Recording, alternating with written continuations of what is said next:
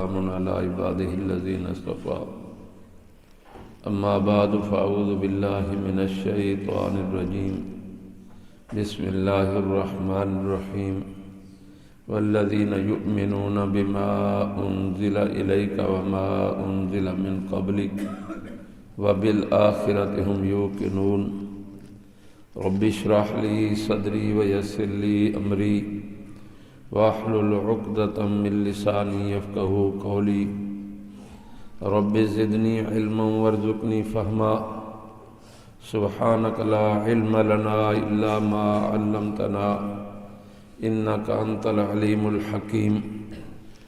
دروشی پڑھ لیجیے. اللهم صل على محمد وعلى آل محمد كما صليت على إبراهيم وعلى آل إبراهيم إنك حميد مجيد. اللهم بارك على محمد وعلى آل محمد كما باركت على إبراهيم وعلى آل إبراهيم إنك حميد مجيد. والذين يؤمنون بما أنزل إليك، متقین وہ ہیں جو ایمان لاتے ہیں اس وحی پر جو آپ کی طرف نازل کی گئی. وما انزل من قبلک، اور ان وحیوں پر بھی ایمان لاتے ہیں جو آپ سے پہلے نازل کی گئی. وبالآخرۃ ہم یوقنون، اور وہ آخرت پر یقین رکھتے ہیں. حضرات محترم، سورہ بقرہ کی آیت نمبر 4 آپ حضرات کے سامنے تلاوت کی ہے. سورہ بقرہ سے پہلے سورہ فاتحہ میں ہم نے اللہ تبارک و تعالی سے درخواست کی اہدنا الصراط المستقیم، مولا کریم ہمیں صراط مستقیم پر چلا. اللہ پاک پروردگار عالم نے سورہ بقرہ کے آغاز میں ارشاد فرمایا اگر تم صراط مستقیم پر چلنا چاہتے ہو تو اس کتاب پر عمل کرو. ذالک الکتاب لا ریب فیہ، جس میں کسی قسم کے شک و شبہ کی گنجائش نہیں. اور پھر فرمایا ھدی للمتقین، یہ متقین کے لیے ہدایت و رہنمائی کرنے والی ہے. متقین کے لیے ہدایت ہے. آگے متقین کی اوصاف بیان کرتے ہوئے یہ فرمایا کہ متقین وہ ہیں کہ محمد کریم صلی اللہ علیہ وسلم پر نازل ہونے والی وحی پر ایمان لاتے ہیں اور آپ سے پہلے انبیاء کرام پر نازل ہونے والے وحیوں پر بھی ایمان لاتے ہیں. اور حضور صبر دو عالم صلی اللہ علیہ وسلم کے بعد وحی نہیں، وبالآخرۃ ہم یوقنون، اور وہ آخرت پر یقین رکھتے ہیں. سرور دو عالم صلی اللہ علیہ وسلم پر نازل ہونے والی وحی دو قسم پر ہے، وحی مطلوب، وحی غیر مطلوب. وحی مطلوب جس کی تلاوت ہوتی ہے قرآن پاک، اور وحی غیر مطلوب جس کی تلاوت نہیں ہوتی احادیث نبویہ. احادیث نبویہ اور قرآن پاک کا سر چشمہ ایک ہے، دونوں منزل من اللہ ہے. قرآن پاک بھی اللہ تبارک و تعالیٰ کی طرف سے نازل کیا گیا اور احادیث نبویہ بھی اللہ پاک کی طرف سے نازل کی گئی. اور قرآن بغیر حدیث کے سمجھ نہیں آتا. اگر کوئی آدمی کہے قرآن قرآن قرآن اور حدیث کے قریب نہ جائے تو وہ بے دین ہے. دیکھیے قرآن پاک ہم سے بار بار مطالبہ کرتا ہے کہ الصلاۃ، نماز قائم کرو، لیکن قرآن پاک میں 5 نمازوں کا کہیں تذکرہ نہیں ہے. اور پھر ہر نماز میں کتنی رکعتیں ہیں، فجر میں کتنی سنتیں ہیں، کتنے فرض ہیں، ظہر میں کتنی سنتیں، کتنے فرض، کتنی سنتیں، کتنی نفل، اس طریقے سے ہر نماز کی رکعت کا تذکرہ قرآن پاک میں نہیں ہے۔ وہ تو ہمیں رحمت دو عالم صلی اللہ علیہ وسلم نے ارشاد فرمایا صلو کما رأیتمونی اصلی، نماز ایسے پڑھو جیسے مجھے نماز پڑھتے ہو دیکھو۔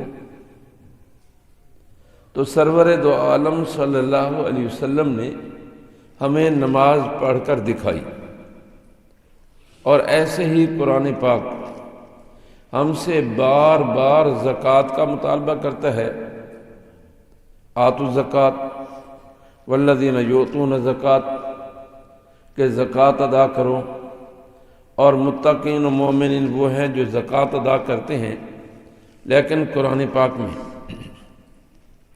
کہیں بھی سونے پر زکوٰۃ کا ذکر نہیں ہے کہ کتنے تولہ سونا ہو اس پر زکوٰۃ ہے، قرآن پاک خاموش ہے۔ کتنی چاندی ہو اس پر زکوٰۃ ہے، قرآن پاک خاموش ہے۔ کتنا مال تجارت سونا چاندی ہو اس پر زکوٰۃ لازم ہے، قرآن پاک خاموش ہے۔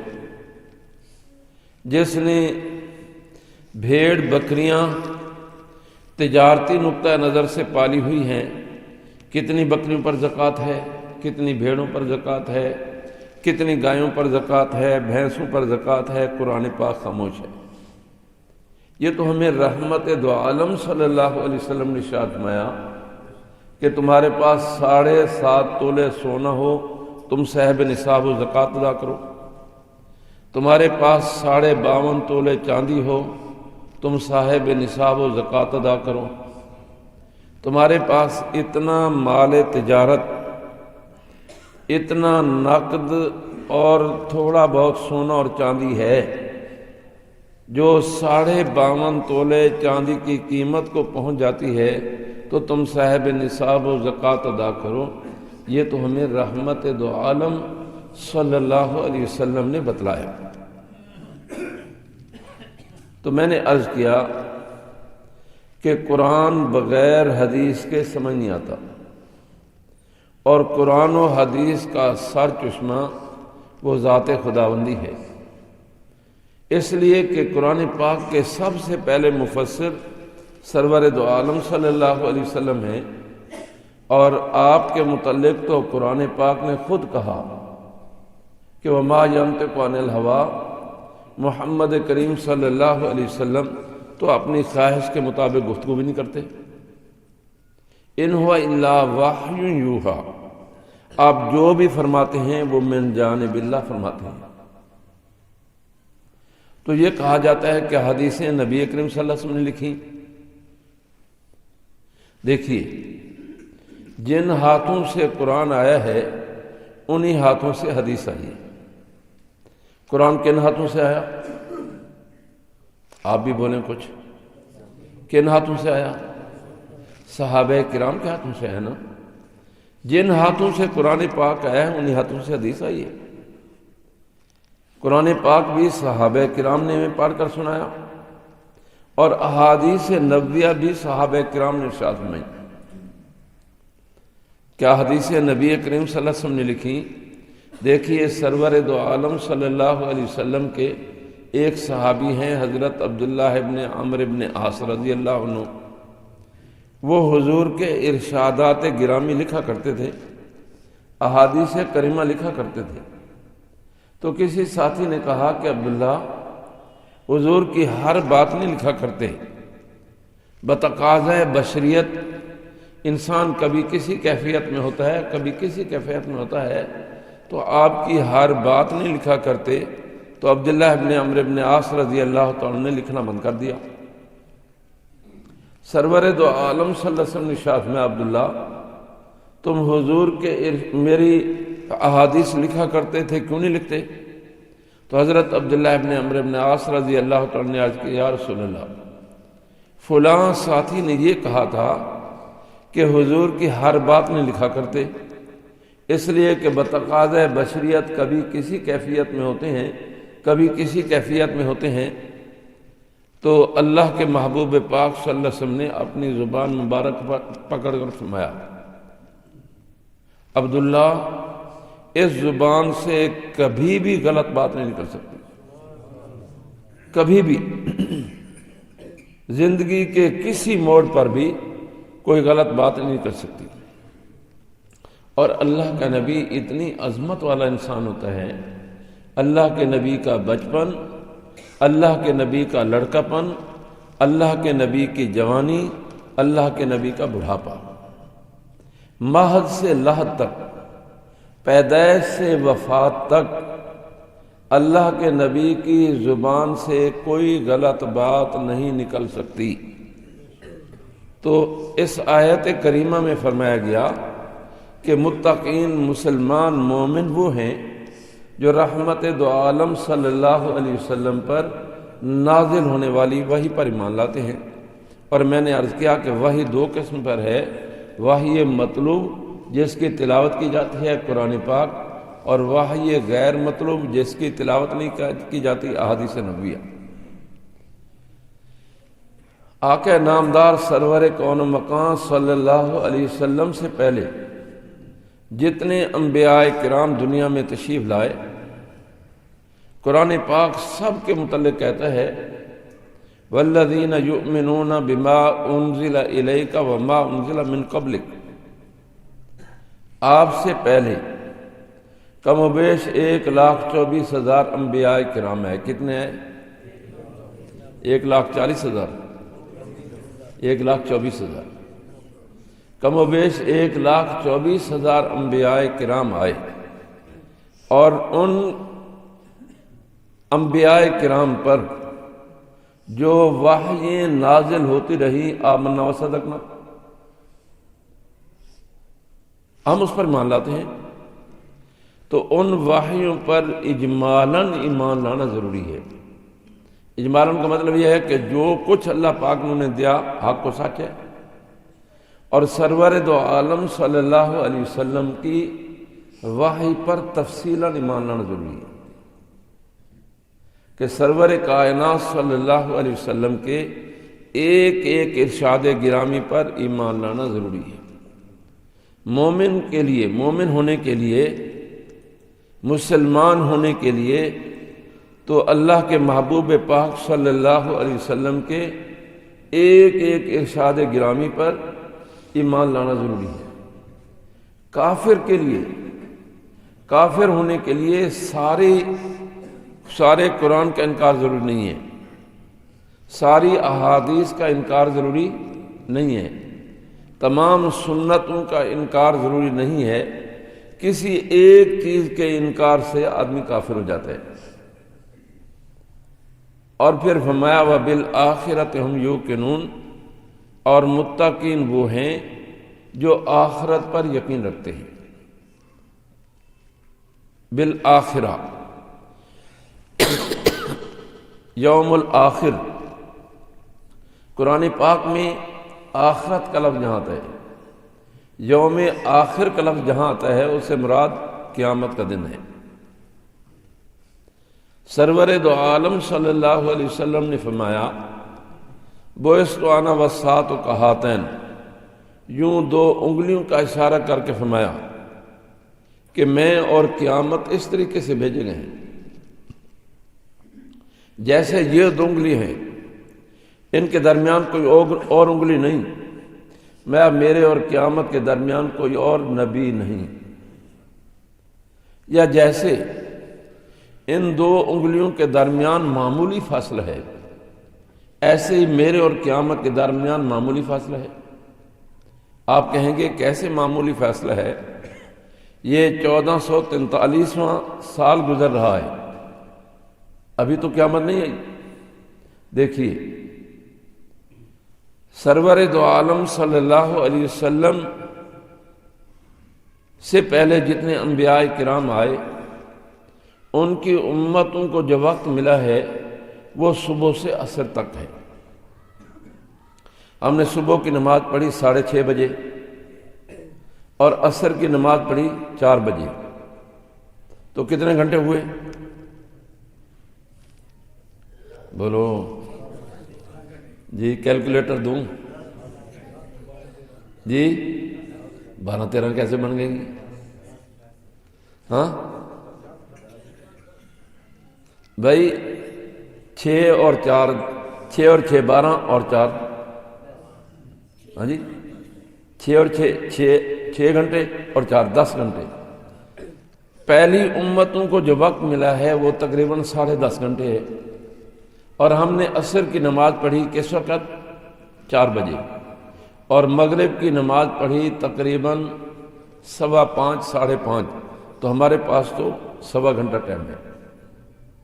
ہاں جی تو اس لیے فرمایا وَبِالْآخِرَةِ هُمْ يُوقِنُونَ، وہ آخرت پر یقین رکھتے ہیں. سرور کائنات صلی اللہ علیہ وسلم کے بعد کوئی وحی نہیں ہے. جو کہتا ہے کہ مجھ پر وحی نازل ہوتی ہے وہ کذاب ہے، دجال ہے، مرتد ہے، دائرہ اسلام سے خارج ہے. اس لیے کہ قرآن پاک اور احادیث نبویہ یہ بتلا رہی ہے کہ سرور دو عالم صلی اللہ علیہ وسلم پر نازل ہونے والی وحی یہ آخری وحی ہے. قرآن پاک آخری کتاب ہے. سرور دو عالم صلی اللہ علیہ وسلم اللہ کے آخری نبی ہیں. قرآن پاک اللہ کی آخری کتاب ہے. احادیث نبویہ اللہ کے آخری نبی کے ارشادات گرامی کا مجموعہ ہے. مسجد نبوی اللہ کے آخری نبی کی آخری عبادت گاہ ہے، مسجد ہے. آپ کی شریعت آخری شریعت ہے. غرض کہ اللہ پاک پروردگار عالم نے سرور دو عالم صلی اللہ علیہ وسلم کو اتنی کامل و مکمل شریعت عطا فرمائی کہ اس کی موجودگی میں کسی اور چیز کی ضرورت نہیں ہے. دیکھیے اب رات کا ٹائم ہے، صبح ہوگی، ابھی سورج نہیں نکلتا کہ اندھیرے چھٹنا شروع ہو جاتے ہیں. کیوں؟ کہ سورج کی آمد ہے، سراج منیر کی آمد ہے. اور جب سراج منیر آ گیا اور وہ چلتے چلتے سورج سر پر پہنچ گیا تو اب کوئی آدمی کوئی لائٹ جلاتا ہے، کھلی فضا میں کوئی سرچ لائٹ جلاتا ہے، کوئی بلب جلاتا ہے، اور آپ اس سے پوچھیں کہ یہ کیوں جلا رہے ہو تو وہ کہے گا جی روشنی حاصل کرنے کے لیے. تو آپ کیا کہیں گے کہ اس کا دماغی توازن صحیح؟ بولے نا صحیح نہیں ہے. اس لیے کہ سورج کی موجودگی میں کسی اور لائٹ کی ضرورت نہیں ہے، جبکہ سورج کی روشنی عارضی ہے. عارضی ہے کہ نہیں؟ اب سورج نہیں ہے، چاند ہے. سورج کی روشنی بھی عارضی، چاند کی روشنی بھی عارضی. لیکن اللہ تبارک و تعالی نے ہمیں سرور دو عالم صلی اللہ علیہ وسلم کی برکت سے ایسی کامل و مکمل شریعت عطا فرمائی. میں لیلھا و نہارھا سواء، اس کی رات بھی ایسے ہی چمک رہی ہے جیسے دن چمک رہا ہے. اور اللہ تبارک و تعالی نے اس امت کو بھی محروم نہیں فرمایا. چنانچہ حضور سرور دو عالم صلی اللہ علیہ وسلم کا ایک ارشاد گرامی ہے، فرمایا کیف تہلک امۃ انا اولھا، وہ امت کیسے ہلاک ہو سکتی ہے جس کے ابتدا میں محمد الرسول اللہ صلی اللہ علیہ وسلم خود ہوں، والمسیح آخرھا، اور عیسیٰ علیہ السلام آخر میں ہے. ایک اور حدیث میں فرمایا کیف تہلک امۃ انا اولھا والمہدی وسطھا والمسیح آخرھا، وہ امت کیسے ہلاک ہو سکتی ہے جس کے ابتدا میں خود ہوں اور امام مہدی درمیان میں ہے اور عیسیٰ علیہ السلام آخر میں ہے. تو اس امت کی ابتدا بھی خیر ہے، درمیان بھی خیر ہے اور آخر بھی خیر ہے. یہ امت کبھی بھی خیر سے محروم نہیں رہے گی. حکیم الاسلام حضرت مولانا قاری محمد طیب قاسمی رحمہ اللہ کی ایک تقریر سنی، جو دارالعلوم دیوبند کے محتمم رہے 35-40 سال اور بڑے عالم اور بڑے خطیب تھے. اردو کا محاورہ ہے نا کہ حسن وہ جس کا سوکنوں کو بھی اعتراف ہو. شاہ جی سید عطا اللہ شاہ صاحب بخاری رحمہ اللہ فرمایا کرتے تھے قاری محمد طیب کی ایک تقریر سے میری 10 تقریریں بنتی ہیں۔ حضرت قاری صاحب نے ایک بزرگ کا خواب ذکر کیا کہ ایک بزرگ نے خواب میں دیکھا کہ سرور دو عالم صلی اللہ علیہ وسلم تشریف فرمائے، آپ کے دائیں طرف انبیاء کرام ہیں اور بائیں طرف علماء کرام ہیں، اور بالکل سناٹا طاری ہے، خاموشی طاری ہے کہ حضرت موسیٰ علیہ السلام نے خاموشی توڑتے ہوئے کہا یا رسول اللہ، علماء امتی کا انبیاء بنی اسرائیل یہ آپ کا ارشاد گرامی ہے؟ یعنی آپ نے فرمایا کہ میری امت کے علماء بنی اسرائیل کے انبیاء کی طرح ہیں؟ فرمایا ہاں میرا ارشاد گرامی ہے۔ جی میں کچھ کسی سے پوچھ سکتا ہوں، کسی سے امتحان لے سکتا ہوں؟ میں لے لو۔ تو ایک آدمی کو کہا کہ بھئی کھڑے ہو جاؤ، ایک عالم سے فرمایا کھڑے ہو جاؤ، کھڑے ہو گئے، کہا کہ آپ کا نام؟ میں احمد ابن فلاں ابن فلاں ابن فلاں ابن فلاں ابن فلاں ابن آدم، یعنی آپ نے سے لے کر حضرت آدم علیہ السلام تک اپنا سارا سلسلہ نسب بیان کر دیا۔ تو حضرت موسیٰ علیہ نبینا علیہ السلام نے ارشاد فرمایا کہ بھائی احمد، میں نے آپ سے آپ کا نام پوچھا اور آپ نے کہہ دیا احمد، جواب مکمل ہو گیا۔ آپ نے ابن فلاں ابن فلاں ابن فلاں ابن فلاں ابن آدم، اپنے سے آدم علیہ السلام تک سارا سلسلہ نسب کیوں بیان کیا؟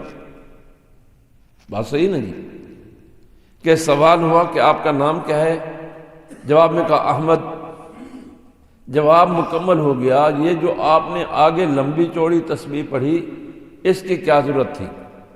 بات ٹھیک ہے نا؟ جی آپ پوچھیں کہ مجھ سے پوچھیں آپ کا نام، میں کہوں محمد اسماعیل ابن عبد الخالق ابن الہی بخش ابن محمد عظیم ابن فلاں ابن فلاں ابن فلاں، تو آپ کہیں گے کہ مولوی صاحب عقل والی بات کرو، آپ سے نام پوچھا ہے، آپ نے نام بتا دیا، یہ لمبی چوڑی گفتگو کیوں کی؟ تو حضرت امام غزالی ہیں یہ بزرگ، فرماتے ہیں صحیح 10 بس عرض کرتا ہوں، میں ایک سوال کر سکتا ہوں؟ میں کرو۔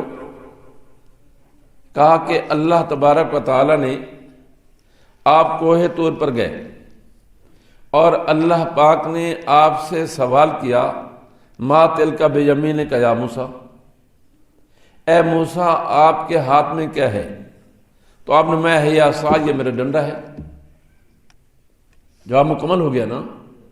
آپ کہیں کہ آپ کے ہاتھ میں کیا ہے، میں کہوں ڈنڈا ہے، جواب مکمل ہے۔ آپ نے فرمایا اتوکل علیہ، میں اس پر سہارا لیتا ہوں، وَأَحُشُّ بِهَا عَلَىٰ غَنَمِي، اور اپنی بکریوں کے لیے پتے جھاڑتا ہوں، وَلِيَ فِيهَا مَعَارِبُ أُخْرَىٰ، اور جلدی سے فرما دیا اور بہت سے کام لیتا ہوں، مثلا پانی نہیں ہے پتھر پر مارتا ہوں 12 چشمے ہو جاتے ہیں، دریائے نیل پر ڈالتا ہوں تو 12 پل بن جاتی ہیں۔ صحیح سوال تو صرف اتنا ہوا تھا ما تلک بیمینک یا موسیٰ، آپ نے فرمایا ہے یا عصا، یہ میرا ڈنڈا ہے، آپ نے یہ لمبی چوڑی گفتگو کیوں کی؟ لینے کے دینے پڑ گئے۔ حضرت موسیٰ علیہ السلام نے فرمایا بھائی غزالی، میں اپنے اللہ سے محو گفتگو تھا اور میرا جی یہ چاہتا تھا کہ میں اپنے اللہ سے زیادہ سے زیادہ گفتگو کروں، تو اس لیے میں نے کہا۔ تو حضرت امام غزالی رحمہ اللہ بھی عرض کرتے ہیں صحیح مجھے اللہ پاک سے تو گفتگو کرنے کا موقع نہیں ملا، آج ایک ایسی شخصیت سے گفتگو کر رہا ہوں جو اللہ پاک سے براہ راست گفتگو کرتی رہی ہے، اس لیے میں نے یہ لمبی چوڑی گفتگو کی۔ اور اللہ پاک نے اس امت میں بڑے بڑے عظیم علماء کرام پیدا کیے۔ آپ نے امام مالک سب کہہ دیجئے رحمۃ اللہ علیہ کا نام یقیناً سنا ہوگا، 4 اماموں میں سے دوسرے بڑے امام ہیں۔ امام مالک خواب دیکھتے ہیں، سرور دو عالم صلی اللہ علیہ وسلم کا دیدار ہوتا ہے۔ امام مالک عرض کرتے ہیں، امام مالک رحمہ اللہ مدینہ چھوڑ کر حج پر بھی نہیں جاتے تھے، کہیں راستے میں موت آ جائے تو میں مدینہ طیبہ کی تدفین سے محروم نہ ہو جاؤں۔ تو عرض کی کہ یا رسول اللہ مجھے موت کب آئے گی، میں حج تو کروں۔ تو سرور دو عالم صلی اللہ علیہ وسلم نے یوں 5 انگلیوں کا اشارہ فرمایا۔ اب امام مالک جیسا عظیم محدث، عظیم فقیہ، جس کی موطا امام مالک 2 جلدوں میں ہمارے ہاں موجود ہے، انہیں یہ بات سمجھ نہیں آئی۔ آپ نے غلام کو کہا کہ عراق جاؤ، وہاں امام ابن سیرین رہتے ہیں جو تعبیر خواب کے فن کے امام ہیں، ان سے جا کر کہو کہ میرے آقا نے ایک خواب دیکھا ہے، میرا نام نہیں بتانا، یہ خواب دیکھا ہے، اس کی تعبیر کیا ہے۔ تو یہ غلام گیا ہے عراق میں اور جا کر امام ابن سیرین رحمہ اللہ سے ملتا ہے، کہا کہ میرے آقا نے خواب دیکھا ہے اور اس نے خواب میں حضور سے یہ سوال کیا کہ صحیح مجھے موت کب آئے گی، میں حج تو کر رہا ہوں۔ تعبیر پوچھتے ہیں، اور میں نام بتاؤ، کہا جی نام بتانے کی اجازت نہیں ہے، میں یہ خواب سوائے امام مالک کے کوئی اور نہیں دیکھ سکتا۔ میں اور آپ ہوتے تو ہم کہتے صحیح تو انہوں پتہ تو چل ہی گیا ہے، لیکن خیر و برکت کا زمانہ تھا۔ اب یہ غلام واپس آیا مدینہ طیبہ، سینکڑوں میل سفر کر کے، پھر گیا ہے، اجازت ملی کہ جاؤ نام بتاؤ۔ تو غلام نے جب یہ بتایا کہ امام مالک نے خواب دیکھا ہے تو انہوں نے کہا کہ اصل میں رحمت دو عالم صلی اللہ علیہ وسلم نے 5 چیزوں کی طرف اشارہ کیا ہے، خمس لا یعلمہن الا اللہ، 5 چیزیں ایسی ہیں جنہیں سوائے اللہ کے اور کوئی نہیں جانتا۔ عندہ علم الساعہ، قیامت کب آئے گی اللہ کو معلوم۔ ینزل الغیث، بارش کتنی آئے گی، کب آئے گی۔ ہمارا محکمہ موسمیات کہتا ہے کہ جناب آج سرگودا میں گرج چمک کے ساتھ بارش کا امکان ہے، لیکن بارش نہیں ہوتی۔ آج ملتان میں زبردست بارش ہونی ہے، لیکن بارش نہیں ہوتی۔ آج موسم خشک رہے گا، لیکن بارش ہو جاتی ہے۔ تو ینزل الغیث اللہ کے سوا کوئی نہیں جانتا۔ یعلم ما فی الارحام، رحم مادر میں، ماں کے پیٹ میں بچہ ہے، بچی ہے، لنگڑا ہے، لولا ہے، اندھا ہے، سجاکا ہے، کیا ہے، اللہ کے سوا کوئی نہیں جانتا۔ اور ایسے ہی چوتھی چیز ارشاد فرمائی کہ کل اس کے ساتھ کیا ہونے والا ہے، اللہ کے سوا کوئی نہیں جانتا۔ بے ای ارض تموت، کس زمین پر موت واقع ہوگی، کب موت واقع ہوگی، فرمایا سوائے اللہ کے اور کوئی نہیں جانتا۔ تو اللہ تبارک و تعالیٰ نے اس امت کو بڑے بڑے علماء سے سرفراز فرمایا ہے۔ قریبی دور میں دارالعلوم دیوبند کے محتمم حضرت مولانا محمد قاسم نانوتوی رحمۃ اللہ علیہ سے ان کے ایک عزیز مولانا محمد یعقوب نانوتوی نے سوال کیا کہ میں نے خواب دیکھا ہے کہ میری مینڈھے سے لڑائی ہوگی، بھیدا لیلا، کبھی میں اسے دھکیلتا ہوں، کبھی وہ مجھے دھکیلتا ہے۔ اس نے سینگ مارا اور میری بائیں ران پر سینگ لگا، خون نکلا۔ تعبیر کیا ہے؟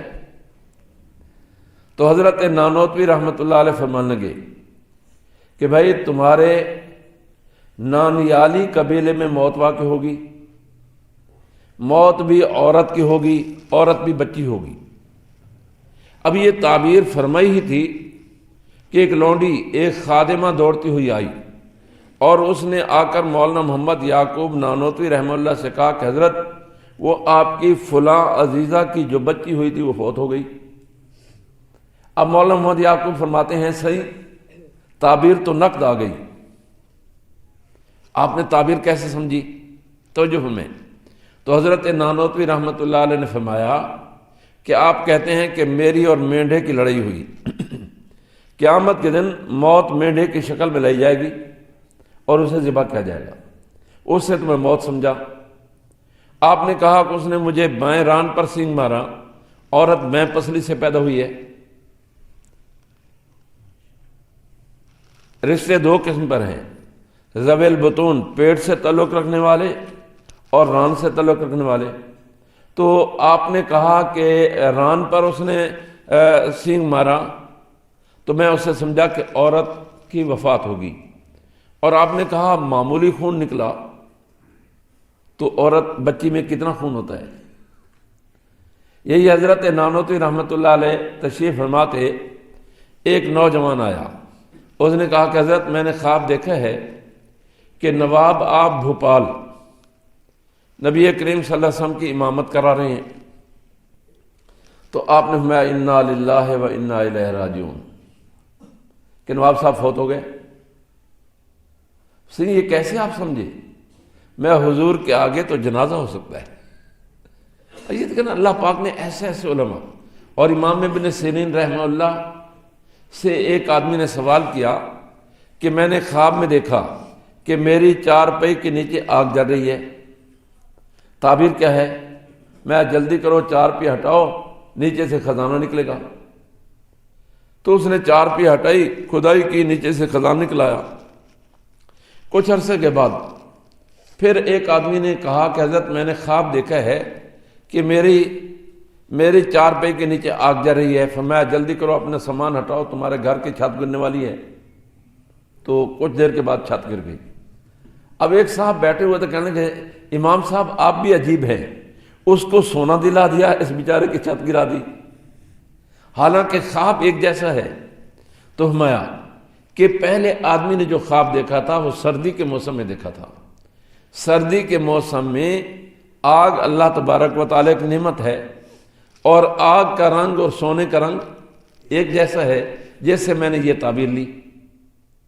اور گرمی میں آگ کا دیکھنا یہ تباہی و بربادی کا باعث ہے، اس لیے میں نے یہ تعبیر کی۔ تو اللہ پاک نے اس امت میں ہمیشہ ایسے علماء رکھے ہیں اور قیامت تک ہوں گے۔ ہاں جی، کبھی بھی یہ امت خیر و برکت سے خالی نہیں ہوگی۔ آپ نے تاتاریوں کا نام سنا ہوگا۔ تاتار ایک بہت بڑا فتنہ گزرا ہے، 1 کروڑ مسلمانوں کے قاتل، اور مشہور یہ تھا کہ تاتاریوں کی قسمت میں شکست نہیں ہے۔ 10-12 مسلمان کھڑے ہیں، ایک تاتاری نے کہا تم ٹھہرو میں تلوار لے آتا ہوں، تمہیں قتل کرتا ہوں۔ ٹھہرے رہتے تھے اور وہ تلوار کے ساتھ آ کر ان مار دیتا تھا۔ اور تاتاریوں نے بغداد کی اینٹ سے اینٹ بجا دی۔ بغداد میں سینکڑوں لائبریریاں تھیں جن کی کتابیں اٹھا کر انہوں نے دریا بر کی ہیں، اور کئی دن تک دریا کا پانی سیاہی میل رہا، ہاتھ کے ساتھ لے گئے ہوتی تھی۔ لیکن اس کے باوجود کہ تاتاریوں نے 1 کروڑ مسلمان قتل کیے، سینکڑوں لائبریریاں ہماری تباہ کی، لیکن اسلام رہا ہے کہ نہیں؟ بولو، رہا کہ نہیں؟ اور ایک بادشاہ گزرے، تغلق شاہ یا علق شاہ، یہ ابھی بادشاہ نہیں بنا تھا، شہزادہ تھا، کہ یہ سیر و تفریح کے لیے نکلا۔ سیر گاہ کو فورسز نے اپنی تحویل میں لے لیا۔ ایک بزرگ، ایک مولوی صاحب شیخ تاج الدین اس شکارگاہ میں چلے گئے۔ اب فورسز نے ان کے ہاتھ پاؤں، ان کے ہاتھ پیچھے کمر کے ساتھ باندھے اور شہزادے کی خدمت میں پیش کر دیا۔ شہزادے نے پوچھا کون؟ میں تاج الدین۔ کہاں سے؟ کہ ایران کے فلاں شہر سے۔ کون ہے؟ کہ مسلمان۔ کہا کہ مسلمان بہتر یا کتا بہتر؟ تو شیخ فرمانے لگے کہ اگر میرا خاتمہ ایمان پر ہو جائے تو میں بہتر، ورنہ کتا بہتر۔ کہا کہ خاتمہ ایمان کیا ہوتا ہے؟ تو اب شیخ کو موقع ملا۔ اس نے کہا، شہزادے نے کہا شیخ آپ کی گفتگو بڑی مؤثر ہے، دلچسپ ہے، یہ میرا کارڈ لے لیجئے، ان قریب میری تاج پوشی ہونے والی ہے، جب میری تاج پوشی ہو جائے تو چلے آنا اور مجھے آ کر نصیحت کرنا، عین ممکن ہے میں آپ کی بات کو قبول کر لوں۔ اتفاق ایسا ہوا کہ شیخ تاج الدین کی موت کا وقت آیا تو اپنے بیٹے رشید الدین کو وہ کارڈ دیا، وزٹنگ کارڈ دیا کہا کہ الگ شاہ یا تغلق شاہ کی دستار بندی تاج پوشی ہو چکی ہے، آپ وہاں چلے جائیں اور جا کر اسے دین کی دعوت دیں۔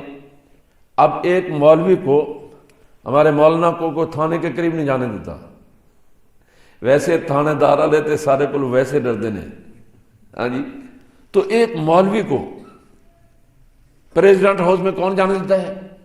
لیکن مولوی سخت جان ہے، اور اس نے پریزیڈنٹ ہاؤس کی دیوار کے ساتھ مصلی بچھایا اور 5 وقت کی اذانیں اور نمازیں شروع کر دی۔ ایک دن صبح کی اذان دی تو بادشاہ بڑبڑا کر اٹھ بیٹھا، انہوں نے کہا یہ غیر مانوس آواز کیا ہے؟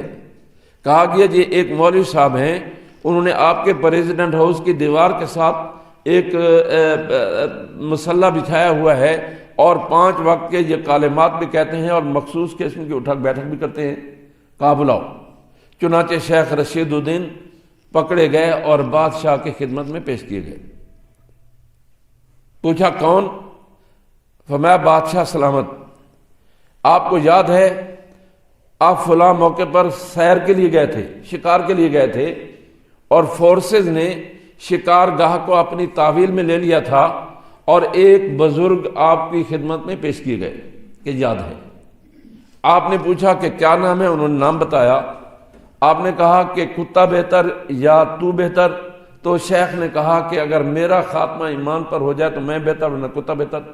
وہ میرے والد گرامی تھے، ان کی وفات ہو گئی۔ اب دیکھیں نا جی، کوئی پوچھے مثلا میرا ایک نوجوان بیٹا فوت ہوا، بلکہ 2 بیٹے فوت ہوئے، تو مولانا پوچھتے ہیں جی مولوی ابو بکر کیسے فوت ہوئے؟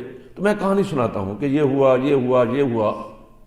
اب یہ طبی چیز ہے کہ کسی کی وفات کی خبر ہم سنتے ہیں تو پوچھتے ہیں جی کیسے وفات ہوئی؟ تو بادشاہ نے پوچھا کیسے وفات ہوئی؟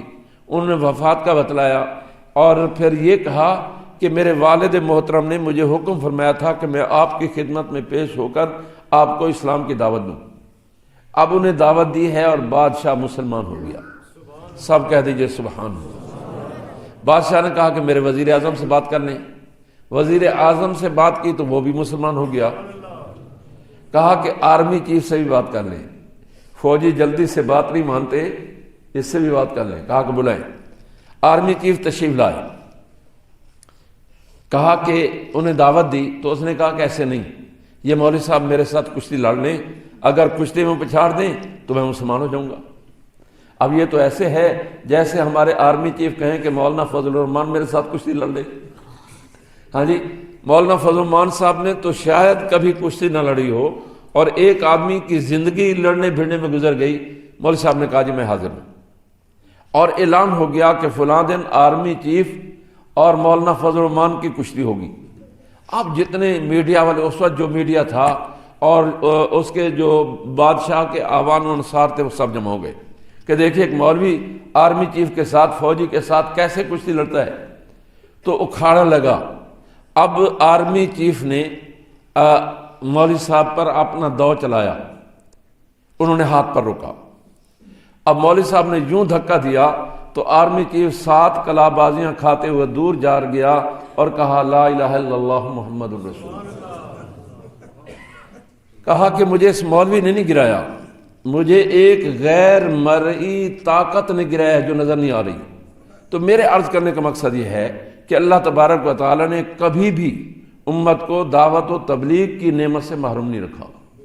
یہ نہیں ہے کہ آج ہی دعوت و تبلیغ کا کام ہے، ہمیشہ 1450 سال سے حضرات صحابہ کرام بھی جہاں جہاد کے لیے گئے ہیں پہلے دعوت دی ہے۔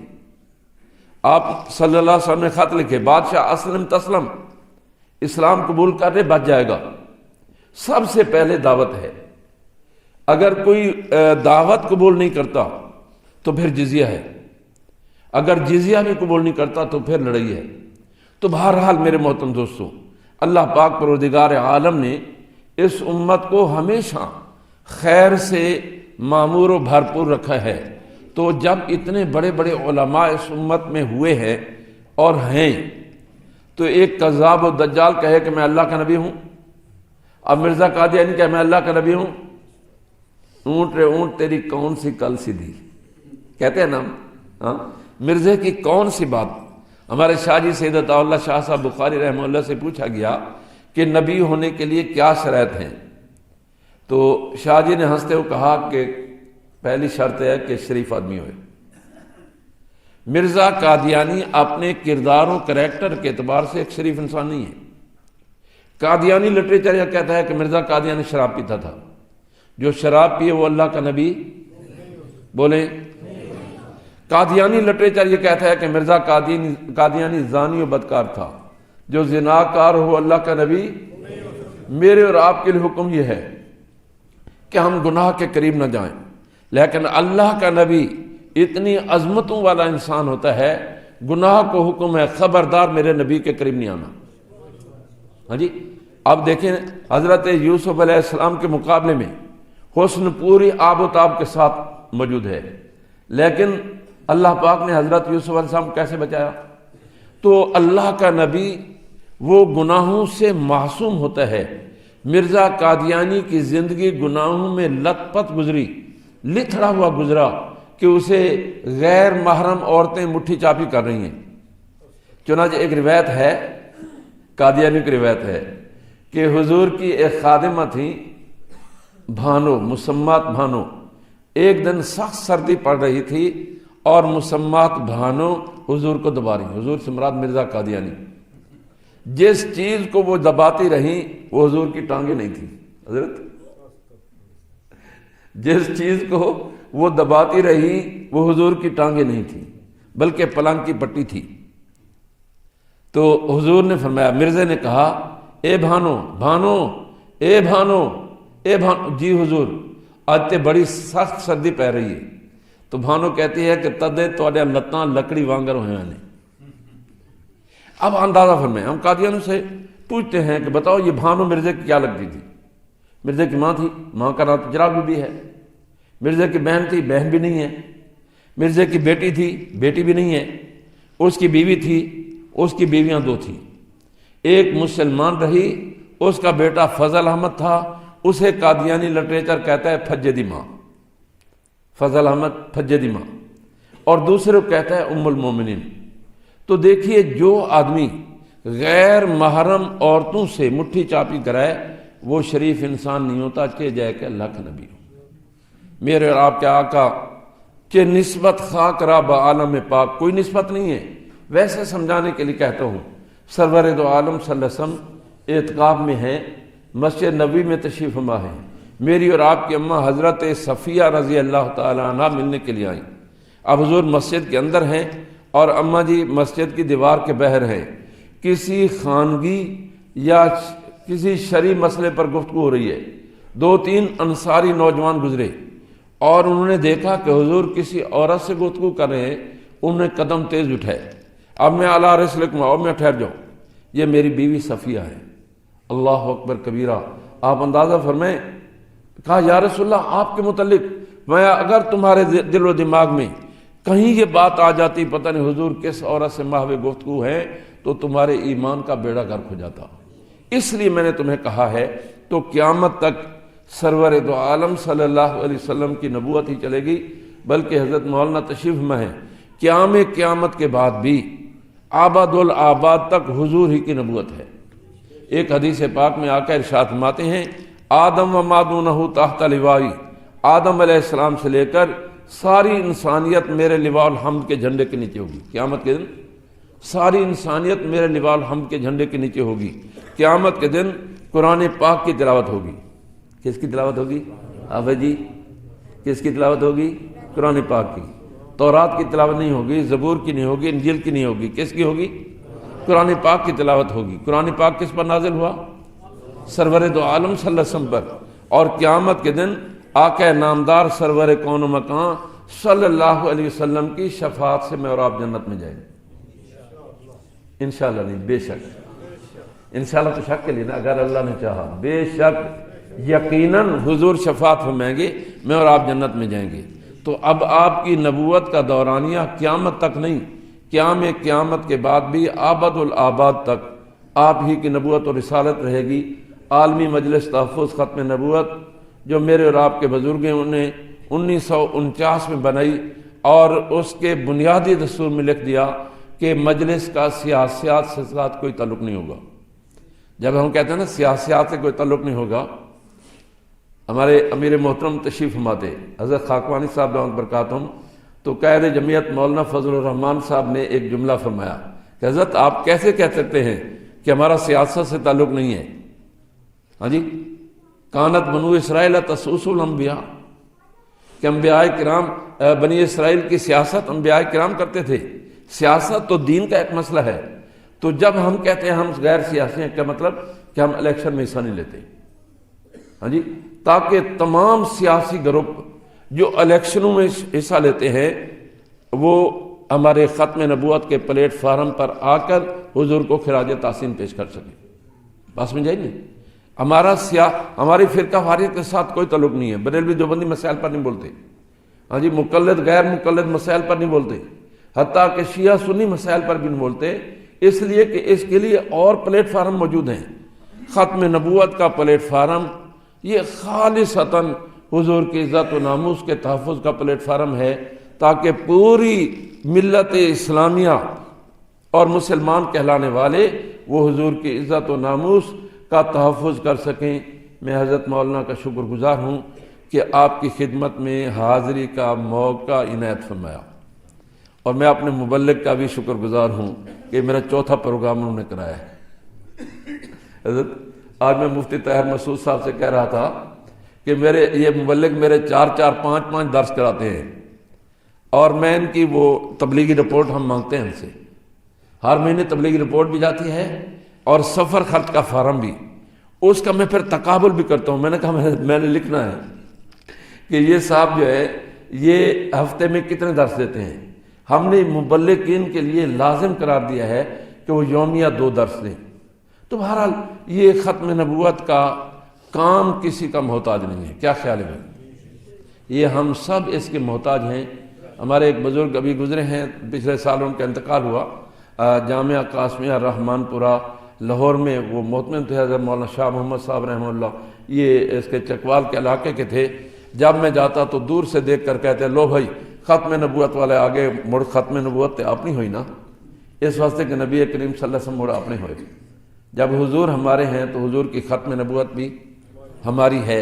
اس کا تحفظ صرف حضرت مولانا کا فرض نہیں ہے، اس کا تحفظ ہمارے مولانا خالد کا فرض نہیں ہے، مولانا نور محمد ہزاروی کا فرض نہیں ہے، یہ ہر مسلمان کا فرض ہے کہ وہ عقیدہ ختم نبوت کی حفاظت کرے اور عقیدہ ختم نبوت کے دشمنوں سے اپنے آپ کو بچائے، اپنے خاندانوں کو بچائے۔ اللہ پاک مجھے اور آپ کو عمل کی توفیق نصیب فرمائے۔ اقول قولی ھذا والحمد للہ رب العالمین وما علینا الا البلاغ المبین۔ اس